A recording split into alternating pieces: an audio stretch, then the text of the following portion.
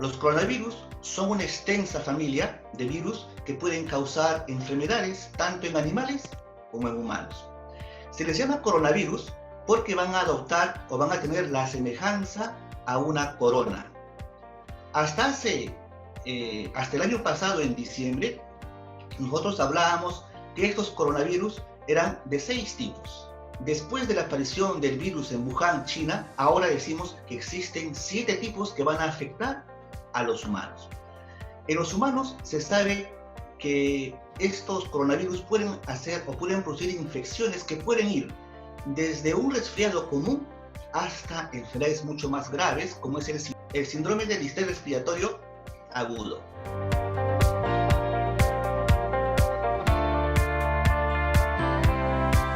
El COVID-19 es la enfermedad infecciosa que va a ser causado por el coronavirus que recién se ha descubierto. COVID-19 viene de coronavirus, la D de enfermedad, ¿sí? 19. Esta enfermedad va a ser producido por un virus que se llama el SARS-CoV-2. SARS-CoV-2 son las iniciales de síndrome respiratorio agudo severo. CoV-2, ¿por qué? Porque anteriormente conocíamos a un coronavirus de tipo 1 que se asemejaba a este virus. Ahora hemos visto que es diferente, es por eso que se le llama SARS-CoV-2. Como esto es un virus nuevo, al momento todavía nuestro organismo no tiene desarrollado ningún tipo de anticuerpos para poder combatirlo. Está en ese camino. Es por eso que es una enfermedad que todavía no la podemos controlar tan rápidamente como los otros o las otras pandemias que han existido hace bastante tiempo.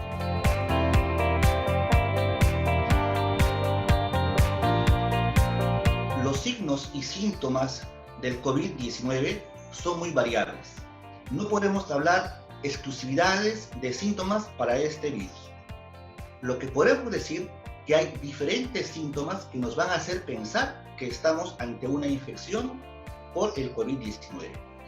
Los síntomas más frecuentes que se ha podido apreciar es la fiebre.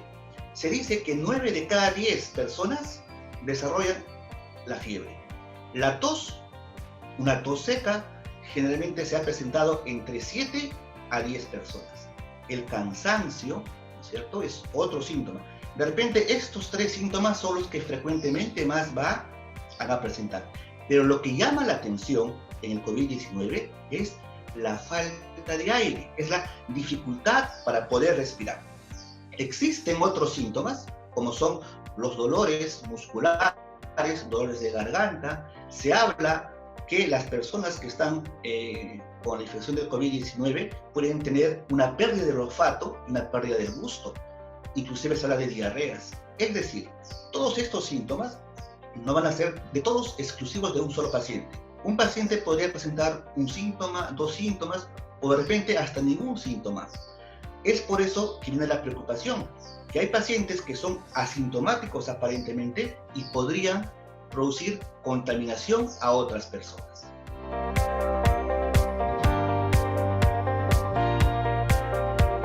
Vamos a empezar primero definiendo cuáles son los síntomas de una alergia. Para empezar, una alergia viene a ser una reacción de nuestro organismo, pero que se va a dar en forma exagerada. ¿Y eso ante qué? Ante sustancias como son, por ejemplo, el polvo de la casa, los epitelios de las mascotas, podrían ser de repente algún otro tipo de aerosoles como el polen. La diferencia fundamental en relación a la alergia es que la alergia no va a producir fiebre. ¿Está bien? Pero ¿qué pasa cuando tenemos un virus como el virus de la gripe? Los síntomas fundamentales del virus de la gripe también se van a asociar o van a tener una semejanza con el COVID-19, porque pueden producir fiebre, pueden producir dolor muscular, pueden producir cansancio. Pero lo que no se ha visto es que en estos virus, como de la gripe, por ejemplo, no producen una dificultad para respirar, lo cual sí va a estar presente en el COVID-19. Muchas veces estos síntomas que yo les estoy mencionando pueden cruzarse. ¿no? Y podemos pensar que estamos ante un resfriado común, o estamos ante una alergia, o estamos ante un COVID. Lo importante, como les vuelvo a decir, que las alergias frecuentemente no tendrían por qué producir fiebre. Y los resfriados comunes no tendrían por qué producir una dificultad para respirar en forma marcada.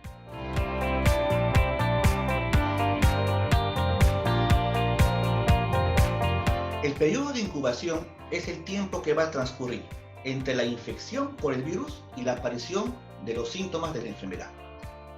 La mayoría de las estimaciones habla que este tiempo dura entre 1 a 14 días. Hay artículos que refieren que el pico mayor se da a los 5 días o 5.1 días.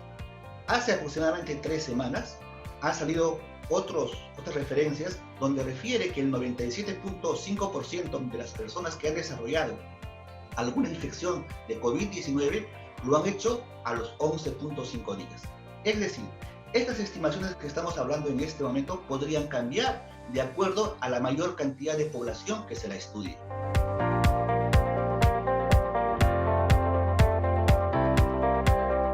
Una persona puede contraer la infección por COVID-19 por contacto con otra persona que esté infectada con este virus. Esto se puede dar o se puede propagar por una inhalación. ¿De qué? De las gotículas que van a proceder, ya sea de la nariz o ya sea de la boca, que han salido expelidas por la persona que ha empezado a toser o que ha empezado a exhalar.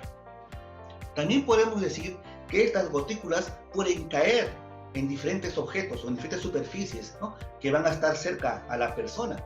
Y entonces, cuando la persona coge estos equipos que están cerca a nosotros y luego nos cogemos, ya sea nariz, ya sea ojos, ya sea boca, tenemos la posibilidad de poder adquirir también la infección. Es por eso que es importante que nosotros siempre estemos a una distancia prudente. Se calcula que entre 1 a 2 metros. ¿Y por qué esta distancia? Porque se ha visto que este virus, cuando es expulsado, ya sea por la tos o estornudos, podría caer en una pendiente aproximadamente hasta 1,5 metros, porque tiene un peso molecular que le permite hacer eso. Sin embargo, muchas personas pueden de repente no tener síntomas, ¿no es cierto?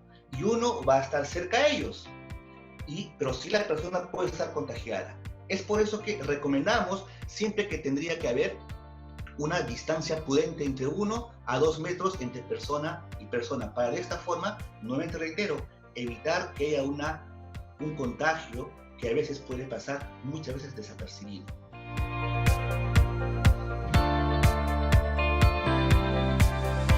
Definitivamente las personas más vulnerables van a ser los adultos mayores, tanto varones como las mujeres. Son los que se van a encontrar expuestos y también son las que frecuentemente van a padecer algún tipo de enfermedad preexistente. Es más, si esta enfermedad preexistente está asociado al sistema cardíaco, al sistema respiratorio, su condición de hacer un mayor riesgo va a ser mayor. También podemos hablar de otro grupo, ¿no es cierto?, vulnerable. Este grupo vulnerable se cataloga a aquellas personas que tienen enfermedades crónicas. Por ejemplo, aquellas personas que tienen enfermedades como el cáncer o aquellas personas como tienen algún tipo de inmunodeficiencia, sea primaria o sea secundaria.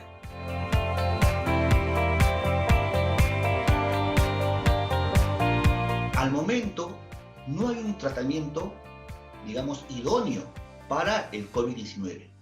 El tratamiento idóneo sería el uso de la vacuna, pero al momento no la tenemos. Entonces, para responder esta pregunta, vamos a dividir la enfermedad en 3 partes. Primero, una fase viral.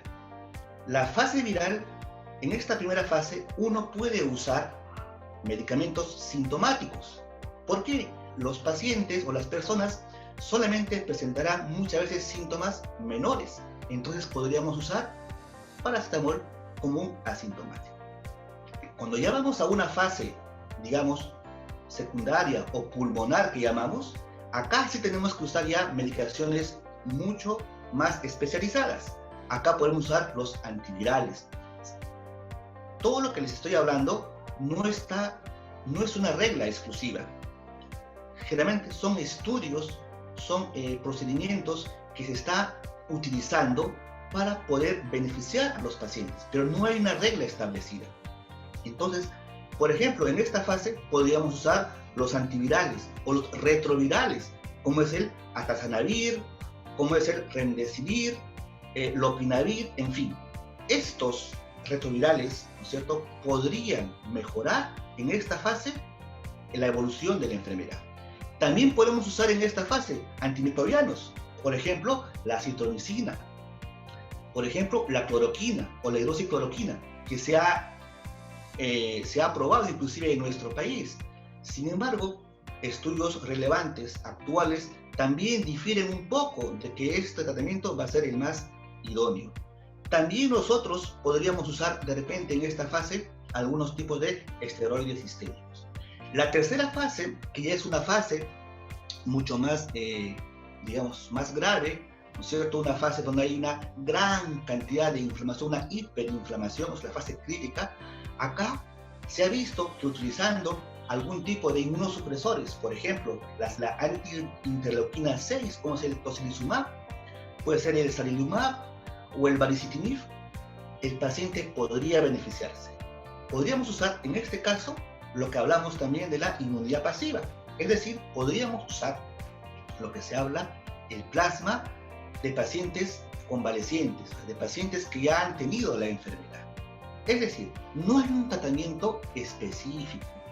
Al momento ya hay más de 30 centros a nivel mundial que están trabajando en poder tener una vacuna. Dentro de estos 30 centros especializados también está el Perú, que también está en esa vía de poder obtener una vacuna para este virus.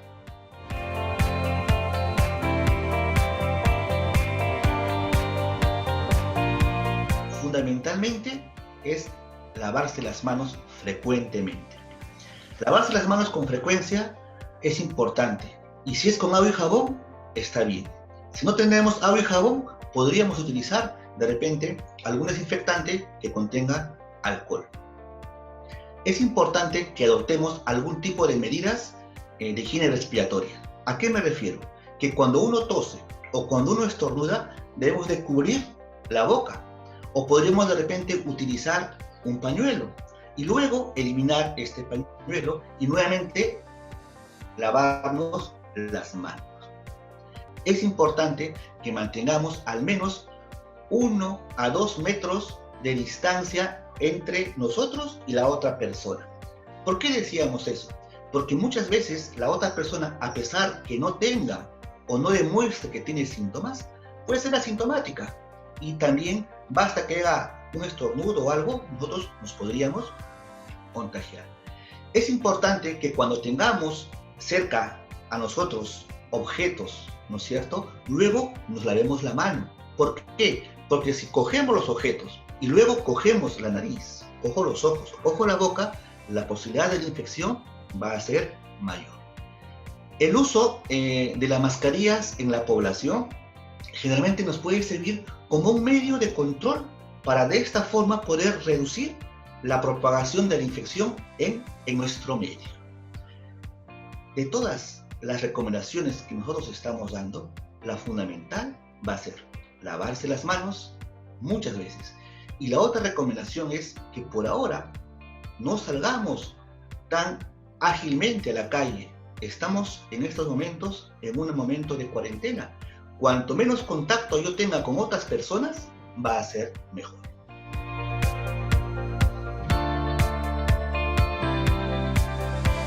Los inmunomoduladores van a ser sustancias que van a tener la capacidad de poder aumentar o a lo mejor disminuir nuestra respuesta inmune.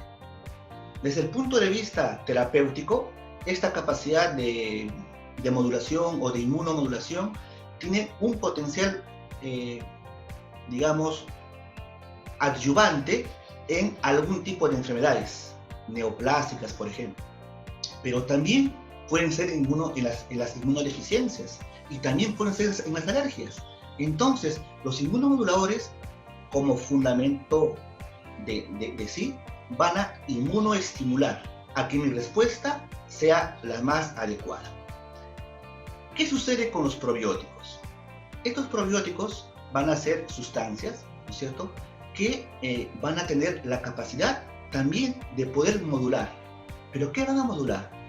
Lo que van a modular es la microbiota intestinal. Para eso, si yo mejoro mi microbiota intestinal, lo que voy a tener es una mejora en cuanto a mis síntomas gastrointestinales. ¿Y esto qué es lo que se ha visto últimamente?